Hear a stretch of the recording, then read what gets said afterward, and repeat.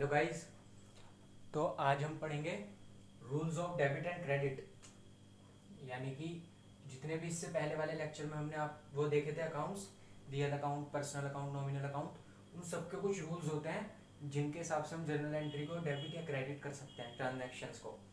तो आपका पहला आता है रियल अकाउंट। चलो रियल अकाउंट से स्टार्ट करते हैं।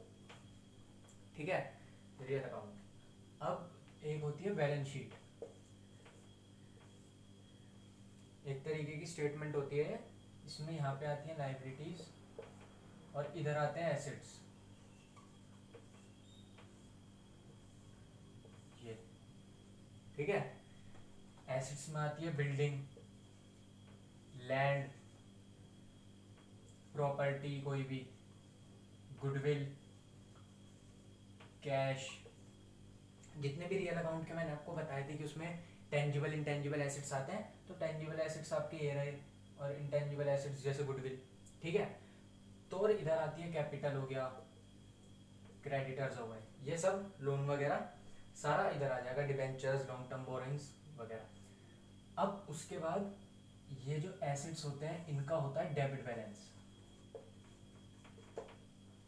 और लाइबिलिटीज का होता है credit balance.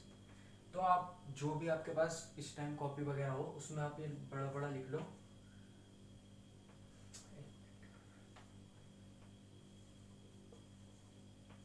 Assets have debit balances. Assets have debit balances यानी कि जितने भी एसेट्स होते हैं, और एसेट्स आपको पता है रियल अकाउंट में आते हैं, उनका होता है डेबिट बैलेंस। ठीक है, अब एक बात बताओ, कोई चीज अगर डेबिट है उसको आपने और बढ़ाना है तो आप उसे और डेबिट करोगे। यानी कि मान लो ये प्लस है, आपने और आपके पास बिल्डिंग आ गई तो आप उसे और प्लस कर दोगे, यानी कि डेबिट कर दोगे। और अगर किसी चीज को कम करना है तो उसका उल्टा करोगे, जैसे प्लस है तो माइनस कर दोगे, डेबिट है तो क्रेडिट कर दोगे। तो इससे आपको क्या पता चल रहा है कि ये मान लो बिल्डिंग का अकाउंट है या लैंड अकाउंट है ये। ठीक है, यहाँ पे बैलेंस पड़ा है इसमें 50,000, 50,000 का बैलेंस है। इस 50,000 के बैलेंस में आप यहाँ पे लिखा कि आपने बिल्डिंग परचेज कर, लैंड परचेज कर ली 70,000 की। ठीक है, अब एक बात बताओ, ये प्लस है ये माइनस है, चलो ये प्लस माइनस रहने दो, कंफ्यूज हो जाओगे आप बताना। सही है, ये डेबिट साइड है, ये तो पता होगा, ये क्रेडिट साइड है। किसी भी अकाउंट में डेबिट क्रेडिट ये होता है, बैलेंस शीट लेकिन अकाउंट नहीं होता, कहीं आप इसमें डेबिट क्रेडिट में कंफ्यूज हो। ये एक तरीके की स्टेटमेंट है। ठीक है, जितने भी अकाउंट होते हैं उनमें डेबिट इधर क्रेडिट इधर। तो बैलेंस 50,000 का था। अब एसेट्स का होता है डेबिट बैलेंस। हमारे पास लैंड और आ गई, अब कोई चीज डेबिट में है, किसी चीज का बैलेंस डेबिट है यानी कि प्लस है, हमने उसको और बढ़ाना है तो हम और डेबिट करेंगे। तो यहाँ लिख दिया लैंड 70,000 की थी मान लो। अब अगर हमें इसे कम करना है, लैंड क्या लिखना, लैंड अकाउंट में लैंड क्या, यहाँ पे परचेज लिख दिया, यहाँ लिख दिया हमने परचेज। ठीक है, अब ऐसे मान लो ये है डेबिट हो गया, अगर बढ़ रही है, अगर लेकिन कम होगी तो हम उसका उल्टा करेंगे, जैसे प्लस है तो माइनस कर देंगे अगर हमें कम करना है। तो यहाँ जाएगा सेल्स, मान लो 30,000 की सेल हो गई, इसका टोटल कितना आ गया, 70 और 50, 1,20,000। ठीक है, यहाँ पे भी 1,20,000। अब बैलेंस कितना बचेगा आपके पास, क्लोजिंग बैलेंस 90,000। तो इससे आपको ये पता चला कि एसेट्स के होता है डेबिट बैलेंस, और अगर आपके पास कोई एसेट्स आ रही है तो उसको आप और डेबिट करते रहोगे रियल अकाउंट में। ठीक है, गर्मी बहुत हो रही है, रियल अकाउंट में डेबिट करते रहोगे। अब इतना सारी चीज समझ आ गई, ये लिखिए line assets have debit balances. अब इससे हम दो अपने सेंटेंस बनाएंगे जिससे जर्नल एंट्री में आसानी होगी। ये तो सिर्फ कॉन्सेप्ट था। डेबिट व्हाट कम्स इन, जो भी चीज आ रही है उसे आप डेबिट कर दो। अब डेबिट क्यों करते हैं वो मैंने आपको बता दिया, क्योंकि कोई चीज डेबिट में है और अगर हम पे वो आ रही है तो हम उसे डेबिट ही करेंगे। अब क्रेडिट व्हाट गोज आउट, समझ गए। अगर कोई चीज जा रही है, मान लो जैसे हमने बिल्डिंग खरीदी 70,000 की इन कैश, कैश में खरीदी। अब बिल्डिंग रियल अकाउंट में आती है, कैश भी रियल अकाउंट में आता है। बैलेंस शीट में एसेट्स में देखा था आपने, बिल्डिंग भी थी कैश भी था। बिल्डिंग है 70,000 की, बिल्डिंग 70,000 की हमने खरीद ली। डेबिट करना है जो आ रहा है, क्या आया है, बिल्डिंग, बिल्डिंग अकाउंट डेबिट 70,000। गया क्या, कैश टू कैश अकाउंट।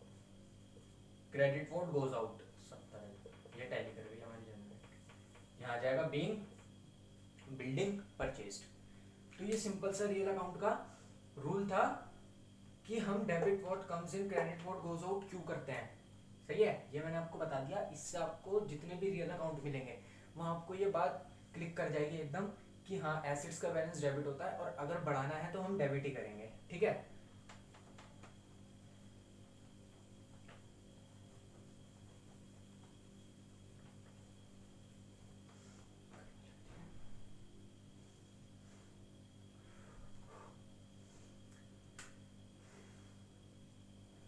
इसके बाद आता है आपका नॉमिनल अकाउंट।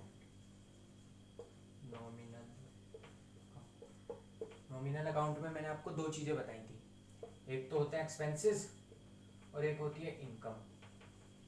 ठीक है, तो अकाउंटिंग में एक रूल होता है कि जितने भी एक्सपेंसेस होते हैं या लॉसेस होते हैं उन्हें हम करते हैं डेबिट, और इनकम को सारी करते हैं हम क्रेडिट। ये तो आप याद कर लो कि अगर कोई भी खर्चा होगा उसे हम डेबिट करेंगे, लेकिन हम खर्चा देखेंगे अपने पॉइंट ऑफ व्यू से। मान लो जैसे आप पार्टनरशिप फर्म हो, आपने सैलरी दी तो आपके लिए खर्चा, लेकिन अगर आप एम्प्लॉय हो तो आपको सैलरी मिली, आपके लिए इनकम, तो आप करोगे क्रेडिट। अगर बना रही है जर्नल बना रही है पार्टनरशिप फर्म, तो वो करेगी उसको डेबिट, क्योंकि उसके लिए वो खर्चा है। ठीक है, तो एक बंदे की इनकम किसी दूसरे बंदे का एक्सपेंस हो सकती है, ये हमने देख लिया। बस ये देखना है कि जर्नल एंट्री हम किसके पॉइंट ऑफ व्यू से बना रहे हैं, किसकी बुक में बना रहे हैं। ठीक है, तो यहाँ आएगा debit all expenses and losses, और credit all incomes and gains. सही है, डेबिट कर दो सारे एक्सपेंसेस एंड लॉसेस और क्रेडिट कर दो सारी इनकम्स और गेन्स। इसका मतलब मान लो एक पार्टनरशिप फर्म है, उसने सैलरी दी अपने एम्प्लॉयज को 50,000 कैश में। अब सैलरी हमारे लिए खर्चा है, हम पार्टनरशिप फर्म है, हम अपनी बुक में जर्नल बना रहे हैं, हमारे लिए खर्चा है, तो हमने सैलरी को डेबिट कर दिया क्योंकि एक्सपेंस है, सैलरी अकाउंट डेबिट। ठीक है, अब दी कैसे हमने इन्हें, कैश में। कैश का में आता है रियल अकाउंट में, और अगर कैश जा रहा है तो कौन सी वो लगेगी, वो जो स्टेटमेंट थी क्रेडिट वोट गोज आउट, है ना। तो यहाँ गया टू कैश अकाउंट जितना भी था। तो एक एस्पेक्ट में आपका ये भी हो सकता है कि नॉमिनल अकाउंट आए और नीचे क्रेडिट में रियल अकाउंट आ जाए, कुछ भी हो सकता है। तो आपको सबके रूल्स बिल्कुल साथ में याद करने पड़ेंगे। अब देखो नॉमिनल अकाउंट का debit all expenses and losses, credit all incomes and gains, ये तो याद हो जाएगा अगर आप 2-4 बार बोलोगे। और उसका डेबिट व्हाट कम्स इन, वो तो आपको क्लिक कर जाएगा वो एग्जांपल देख के, एसेट्स हैव डेबिट बैलेंसेस वाला। ठीक है, इसके बाद आता है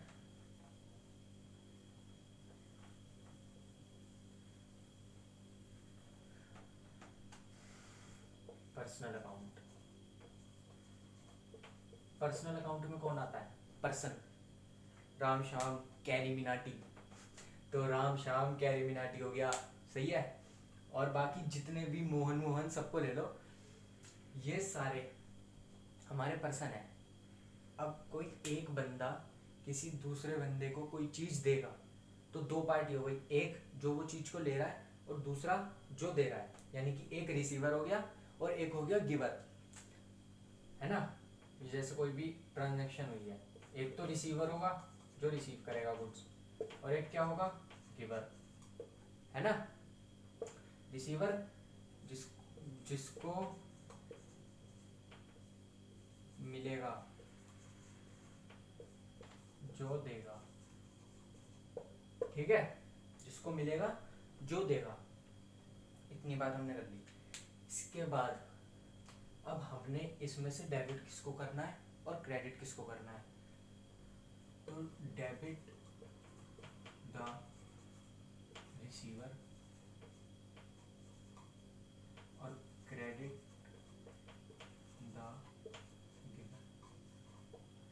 गालियाँ वाली मत देना, जब इसके हम सारे जर्नल के जो एग्जांपल्स करेंगे ना उनसे सब समझ में आ जाएगा ये क्या लिखा है क्या नहीं लिखा। सही है। अब मान लो ये debit the receiver credit the giver, Mohan है, मोहन ने कैरी कैरी मिनाटी मान लो, चलो कैरी मिनाटी ने